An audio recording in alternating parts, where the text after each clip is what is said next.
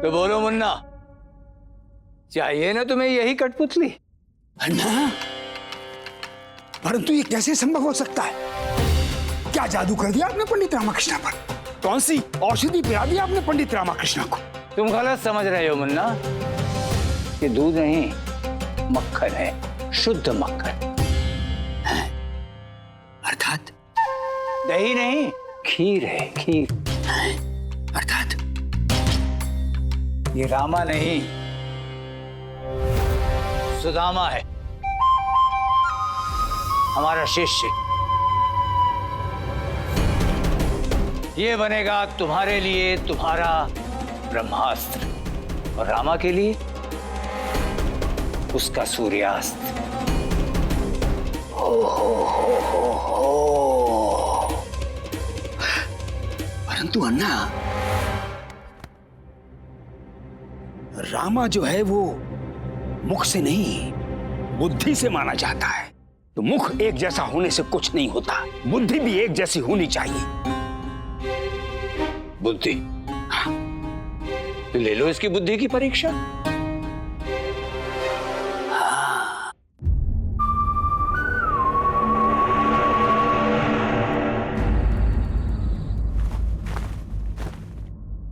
पता नहीं माँ कैसी परीक्षा ले रही है। मैंने तो जो किया था अच्छे के लिए किया था। कदाचित विधि त्रुटिपूर्ण थी। मुझे झूठ का सहारा नहीं लेना चाहिए था।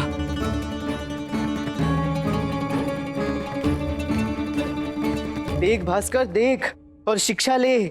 उचित कार्य के लिए भी अनुचित मार्ग अपनाना भारी पड़ सकता है, इसलिए मिथ्या का साथ कभी मत अपनाना। मिथ्या का साथ सदैव हानिकारक ही होता है। अम्मा, इससे पहले कि महाराज मेरा ठिकाना बदलें और मुझे कारागार में डाल दें, मुझे तुम सबको छोड़कर जाना ही उचित होगा। क्षमा करना अम्मा, मैं तुम सबकी आशाओं पर खरा नहीं उतरा।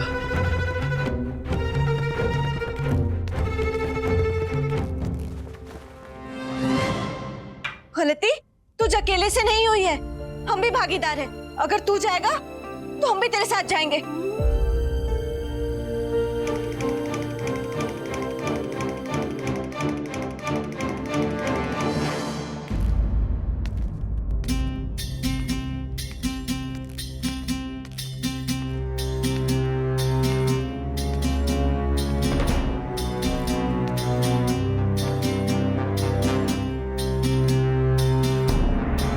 मुन्ना, किस बात की प्रतीक्षा है? ले लो परीक्षा, कर लो ज्ञात कि ये मुख से ही रामा जैसा है या बुद्धि से भी। हाँ। गुरुजी, हमारे गुरुजी क्या परीक्षा लेंगे?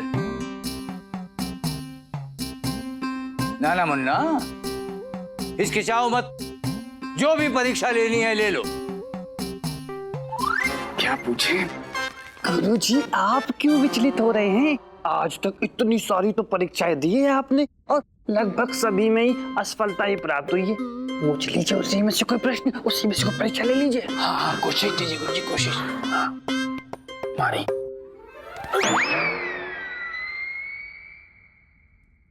कभी कभी ये दोनों मूर्ख भी बुद्धिमानी की बात कर जाते हैं। हम परीक्षण के लिए तैयार हैं। मैं भी परीक्षा देने के लिए तैयार हूँ। तो एक भूल भुलैया है, उसमें कई भूतिया सुरंगें हैं और तुम एक सुरंग के बीचों बीच फंसे हो। तो कैसे ज्ञात करोगे कौन से रास्ते से बाहर निकलना है?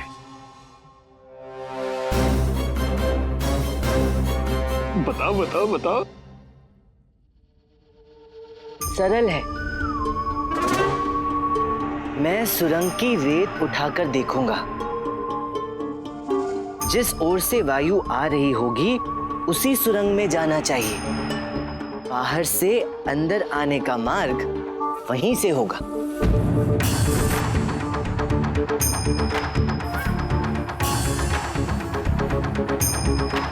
वायु का प्रवाह उत्तर दिशा की ओर है, तो हमें उत्तर दिशा की ओर बढ़ना है। आओ आओ। गुरुवर, वायु का प्रवाह दक्षिण दिशा से आया है, इसलिए बाहर जाने का मार्ग और द्वार अवश्य वहीं होगा। उधर चलिए, दक्षिण दिशा में।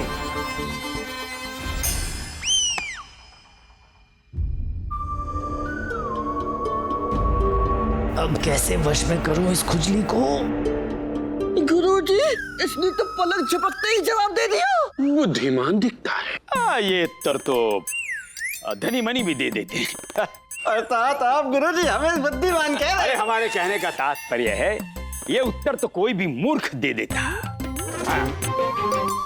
अब इस प्रश्न का उत्तर दो तो हम माने। जो आप कहें छोटे स्वामी, आपकी आज्ञा सर आंखों पर। मुद्राओं से भरी एक बड़ी सी पोटली है और उसके दो दावेदार हैं, एक चूने वाला और दूसरा दर्जी। परंतु ये जो पोटली है ये किसी तीसरे की है। और तीसरा तेल का व्यापारी है। प्रश्न का उत्तर तो इस मूर्ख ने दे दिया। अब तुम केवल इतना बताओ, कैसे ज्ञात करोगे पोटली में जो धन है वो तेल वाले का है? अति उत्तम प्रश्न है मुन्ना। कोई शीघ्रता नहीं है। हमें विदित है कि प्रश्न कठिन है। जितना समय लेना चाहो लो लो लो लो। नहीं नहीं छोटे स्वामी, इस प्रश्न का उत्तर देने के लिए समय नहीं, मात्र एक जल का पात्र चाहिए। उस पोटली को खोलकर उस पात्र में रख दीजिए। यदि कुछ समय पश्चात जल के ऊपर तेल तैरता हुआ दिखे तो समझ जाइए कि वो पोटली तेल वाले के पसीने की कमाई है। किंतु समस्या का हल तो हो गया। लेकिन प्रमाण क्या है? जल पर तैरता हुआ ये तेल। क्यों मुन्ना, हो गई ना तसल्ली? हाँ, एक काम करो, एक प्रश्न और पूछ लो।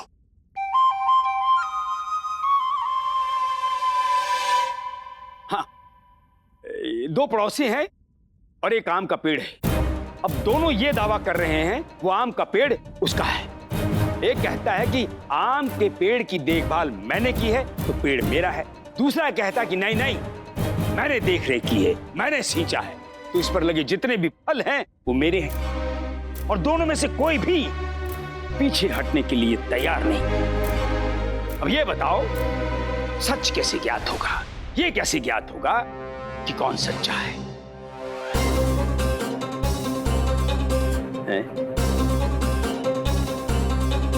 बोलो, क्या हुआ? समझ में नहीं आ रहा कि उत्तर क्या होगा? ये अच्छा सवाल पूछा गुरुजी ने। सुदामा, जवाब दो। नहीं नहीं छोटे स्वामी, मैं तो ये नहीं समझ पा रहा हूँ कि आप इतने सरल सरल से प्रश्न क्यों पूछ रहे हैं। सरल? अच्छा, यदि सरल है तो उत्तर बताओ क्या है? सीधे पेड़ को जड़ से उखाड़ने का आदेश दे देना चाहिए। इससे जो उस पेड़ पर झूठा अधिकार जता रहा होगा वो उस पेड़ की लकड़ी के लालच में मान जाएगा, किंतु जो सच्चा अधिकार जता रहा होगा, जिसने उस पेड़ को अपने खून पसीने से सींच कर पाला पोसा होगा, वो पीछे हट जाएगा और वो इस आदेश को कदापि नहीं मानेगा। वाह वाह, तुम परीक्षा में उत्तीर्ण हुए। तुम रामा की तरह दिखते ही नहीं, रामा की तरह सोचते भी हो। अन्ना, ये छाछ नहीं, ये तो मक्खन। मक्खन नहीं, ये तो शुद्ध घी है। कहां से लाए आप इसे? मुन्ना, एक दिन हम एक मेले में ध्यान में बैठे थे। अच्छा। और तभी हम तुम्हारे बारे में सोचने लगे, तो हमें हमारी ब्रह्म दृष्टि से ज्ञात हुआ कि तुम घोर कष्ट और व्यथा में जीवन यापन कर रहे हो। और तुम्हारे इस कष्ट का कारण मात्र मात्र रामा ही है। ये तो है, बिल्कुल सही दिखा आपकी ब्रह्म दृष्टि से। और जब तुम्हारे कष्ट और दुविधा का उपाय हमने प्रभु से मांगा तो हमारी आंखें खुली और सामने एक नौटंकी का मंच था। उस मंच पर एक कलाकार था जो एक राजा का पात्र निभा रहा था। राजा वो है जो सदैव राज्य की रक्षा करे। राजा वो है, कौन है? जो सत्य का साथ दे। हाँ, जो सत्य का साथ दे। राजा वो है जो खुजली करे नहीं। राजा वो है जो सदैव धर्म के पथ पर चले। राजा वो है जो सदैव अपनी प्रजा की रक्षा के लिए तत्पर रहे। मैं अपनी प्रजा के लिए पूर्ण रूपेण तत्पर हूँ।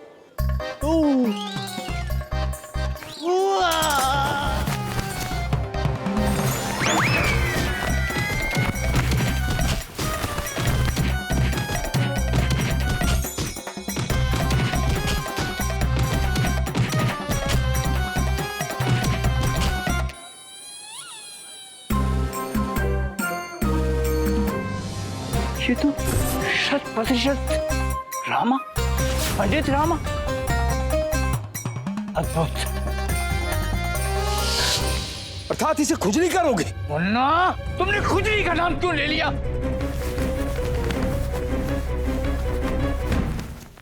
हे भगवान! सुदामा, सुदामा, नियंत्रण करो। अरे मुझे भी खुजली होने लगी। रामा खुजली क्यों कर रहा है? कंधे की चोट के साथ साथ बस यही कमी है। सुदामा, खुजली पे नियंत्रण करो। सुदामा, नियंत्रण। 100 से 1 तक गिनती गिनो। 100, 99, 98। हमें खुजली हो रही।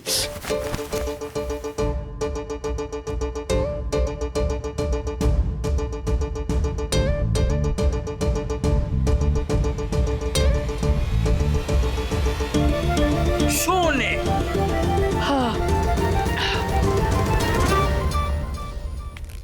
हे भगवान! ओ हो ना, ये चोट का चिन्ह तो अंग वस्त्र पहनने से छिप गया, परंतु इसका रोग कैसे नियंत्रण में आएगा? खुजली पे तो ये नियंत्रण कर लेगा। इतना प्रशिक्षित तो मैंने इसको कर दिया है, परंतु किसी ने इसके सामने खुजली का नाम ले भी लिया तो नियंत्रण करना कठिन है। अन्यथा ये पूर्ण रूप से रामा का स्थान लेने के लिए तैयार है। अच्छा है,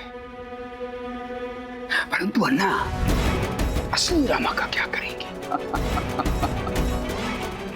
रामा भगवान में विश्वास करने वाला मानव है। उसकी इसी कमजोरी को अपना अस्त्र बनाओ और अपने रास्ते से हटाओ। परंतु कैसे? चिंता मत करो मुन्नाचार्य, अनाचार्य है ना, बाकी मैं तुम्हें समझाता हूं। आओ।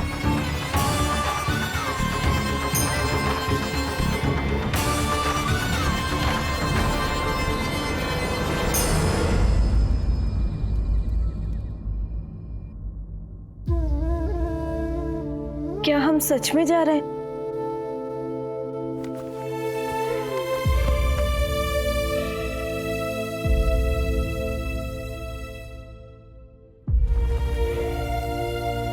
मेरा तो कोई अपराध भी नहीं है, मुझे भी जाना पड़ेगा क्या? संकट से घबराकर भाग रहा हूं। हे माँ, कोई तो संकेत दो। सच में चला जाऊं या रुको? तो मुन्ना, आ गया ना तुम्हारी समझ में पंडित रामा कृष्णा को कैसे नियंत्रित करना है? समझ गए। हमारे बड़े भैया समझाएं और हम ना समझें, ऐसा कैसे हो सकता है? सारी समस्या तो तुम्हारी समझ की है। आपने कुछ कहा भैया? शीघ्र जाओ और नियंत्रण में करो पंडित रामा कृष्णा को। और सुदामा, तुम तैयार हो जाओ पंडित रामा कृष्णा का स्थान ग्रहण करने के लिए। स्वामी, मेरे विचार से हमें वहां जाने की आवश्यकता नहीं है। पंडित रामाकृष्ण तो अपने आप लुप्त हो जाएगा। वो कोई बादल है क्या जो बरसकर अपने आप चला जाएगा? छोटे स्वामी, हमें उसकी चिंता करने की आवश्यकता नहीं है। तो ऐसे कह रहे हो जैसे तुमने ही कुछ किया है।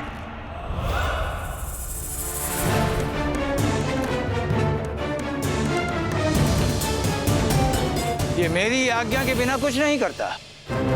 अब हमारी आज्ञा के बिना कुछ नहीं करोगे।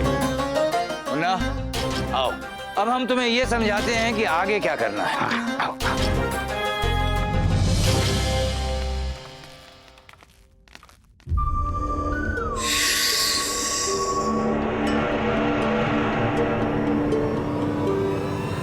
इन्हें तो नहीं रोक पाया।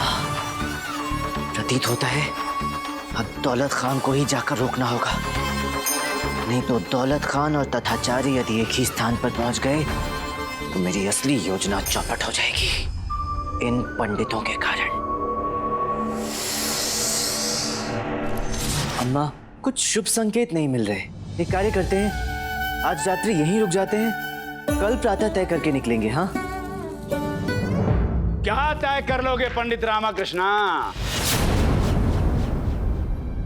प्रातःकाल तक का तो समय नहीं है आपके पास। हो रहा है भांडा महाराज के समक्ष, बता दिया सब कुछ उन्हें।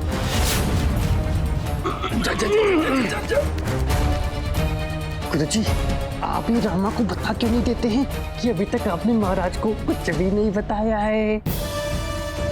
बड़ा व्याकुल किया इसने हमें भी इससे थोड़ा व्याकुल करने दो। बड़ी कठिनाई से ये अवसर प्राप्त हुआ है। बताइए ना गुरुवर, क्या हुआ? महाराज तो बहुत आग बबूला हुए होंगे। मुझे दंड देने का आदेश भी दे दिया होगा। कहिए गुरुवर, कहिए क्या हुआ? नहीं कहा, महाराज ने कुछ नहीं कहा, क्योंकि हमने ही महाराज को कुछ नहीं कहा। दया आ गई हमें आप पर और आपके परिवार पर पंडित रामाकृष्ण। अब क्या करें? ईश्वर ने हमारा हृदय बनाया इतना विशाल है। अर्थात आपने मुझे क्षमा कर दिया? नहीं किया, कदापि नहीं किया,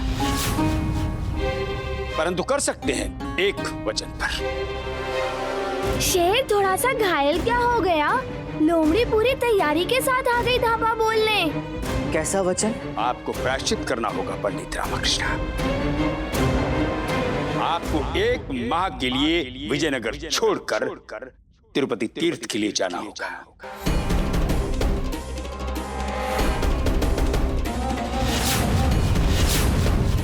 इस प्रकार धुलेगा आपका ये पाप और इस प्रकार मिलेगी आपको क्षमा। गुरुजी, रामा के साथ भास्कर को भी भिजवाओ। रामा के लिए उसे नियंत्रण करना भी अत्यंत ही कठिन होगा।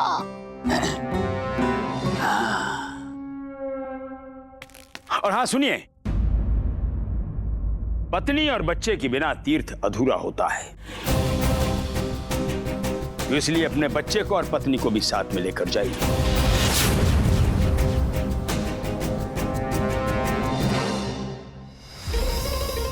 गुरुवर तो मुझे मृत्यु दंड दिलवाना चाहते थे, तो अब ये तीर्थ यात्रा जैसा छोटा दंड क्यों दे रहे हैं? इसके पीछे गुरुवर का कोई ना कोई षड्यंत्र अवश्य है।